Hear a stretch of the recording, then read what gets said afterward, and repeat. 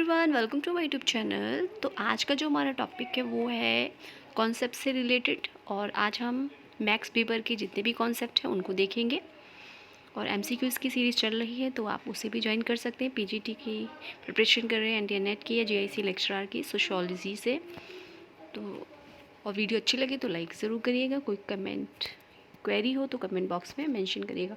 और इसकी पीडीएफ आपको टेलीग्राम चैनल पे मिल जाएगी, तो आप टेलीग्राम चैनल से भी जुड़ सकते हैं। तो चलिए स्टार्ट करते हैं। हमारा जो पहला कॉन्सेप्ट है वो है पुश्तैनीवाद, इकोनॉमिक सोसाइटी। ये किसने दी है?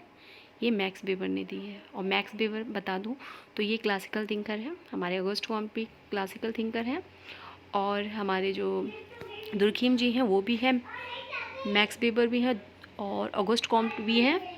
तो ये जो सभी थिंकर हैं जो स्टार्टिंग में सोशियोलॉजी को जिन्होंने अपने अपने एरिए से, कहने का मतलब ये है किसी ने फ्रांस से, किसी ने यूरोप में फ्रांस में, जर्मनी से, ठीक है। तो हर अपनी अपनी जगह से उसको विकसित किया, विकास प्रस्तुत किया, उसको एक वस्तु अस्तित्व में लाए। तो ये थिंकर ही क्लासिकल थिंकर कहे जाते हैं। इन्होंने एक एरिया को नहीं देखा है, किसी भी कॉन्सेप्ट को यदि इन्होंने अप्लाई किया है तो उसको पूरे एरिए पे अप्लाई किया है। तो इसलिए इन्होंने जो भी उद्विकासी सिद्धांत और प्रकारवादी ये कहे जाते हैं, इन्होंने व्याख्यात्मक रूप से किसी भी कॉन्सेप्ट को प्रस्तुत किया है और सभी जगह वो अप्लाई होते हैं। इसलिए ये इन्होंने जो कहें तो इन्होंने जो अपनी थ्योरी दी है वो वृहद स्तर पर दी है, कहने का मतलब ये है। और जो बाद में थोड़े थोड़े थिंकर आते गए उन्होंने क्रिटिसाइज़ किया और अपनी थ्योरी दी। तो उन्होंने मैक्रो लेवल पे दी, तो उन्होंने सूक्ष्म स्तर पर थ्योरीज दी हैं, उन्होंने वृहद स्तर पे दी है। तो ये डिफेंस है। तो चलिए वो भी हम अगली वीडियो में हम बात करेंगे। अभी हम देख लेते हैं मैक्स वेबर का कॉन्सेप्ट जो है इसमें। पुश्तैनीवाद मैक्स वेबर का है, इकोनॉमिक सोसाइटी इन्होंने बुक लिखी है। और दोषारोपण या लांछना का सिद्धांत मैक्स वेबर का है। वेस्टेहन का सिद्धांत, ये जो सिद्धांत है वेस्टेहन काफ़ी इम्पॉर्टेंट है ये, ठीक है। वेस्टेहन का सिद्धांत किसने दिया है? मैक्स वेबर ने। आदर्श प्रारूप, और जिसे हम प्रारूपवादी पद्धति भी कहते हैं, ये मैक्स वेबर का है।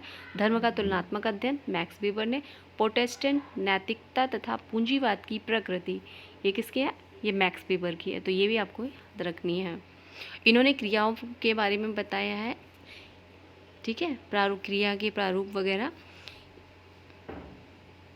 धार्मिक और आर्थिकीय जो मैक्स वेबर का ही है। और नौकरशाही की जो अवधारणा इन्होंने दी थी ये मैक्स वेबर ने दी थी। तार्किक दृष्टिकोण मैक्स वेबर की बात करते हैं। अधिकारी तंत्र की बात मैक्स वेबर करते हैं। स्त्रीकरण का शक्ति सिद्धांत किसने दिया है? तो मैक्स वेबर ने दिया है। परिस्थिति विशेष, ये भी मैक्स वेबर का है। नेतृत्व की समाजशास्त्रीय अवधारणा का विकास किसने किया? तो इन्होंने भी, मैक्स वेबर ने इस बारे में बात की है, नेतृत्व की समाजशास्त्रीय अवधारणा का विकास। शक्ति और सत्ता की बात कौन करता है? तो मैक्स वेबर करते हैं। वैसे तो कई थिंकर करते हैं, तो कॉन्सेप्ट में डिफरेंसेस है। तो आपको मैं इसकी भी अलग से वीडियो कॉन्सेप्ट की भी लेके आऊँगी, इस कॉन्सेप्ट में उन्होंने क्या बताया है जो इम्पोर्टेंट होंगे, ठीक है।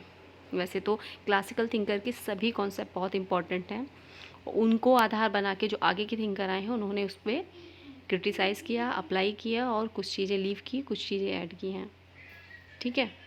सामाजिक क्रिया का सिद्धांत, जैसा कि मैं अभी बता रही थी, इन्होंने क्रियाओं के बारे में बात की है। तो इन्होंने सामाजिक क्रिया का जो सिद्धांत दिया है ये इसी के नाम से जो मैक्स वेबर है जाने जाते हैं। इनका इन्होंने एक वेबेरियन कॉन्सेप्ट माना जाता है, ठीक है। आगे है समाजशास्त्र के ऐच्छिक या अनैच्छिक कार्यों का अध्ययन मैक्स वेबर ने किया है। पितृवृत्ति, जैसे पिता पुत्र के संबंधों को व्यक्त करने वाला, मैक्स वेबर है। और कानून का समाजशास्त्र मैक्स वेबर ने दिया है। धर्म का समाजशास्त्र मैक्स वेबर और सीमल ने भी दिया है, और मैक्स वेबर ने भी दिया है। सूक्ष्म समाजशास्त्र की बात मैक्स वेबर कहते हैं।